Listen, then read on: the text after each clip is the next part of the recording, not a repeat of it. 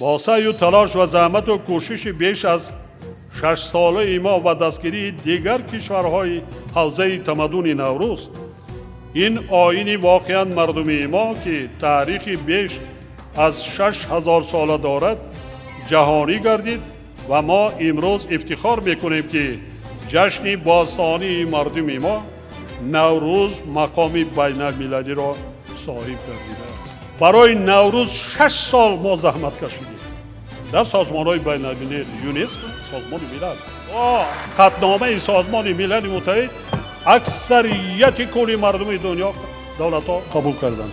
در تمام دنیا امروز با یک حرف میزنند: نوروز مبارک باشد.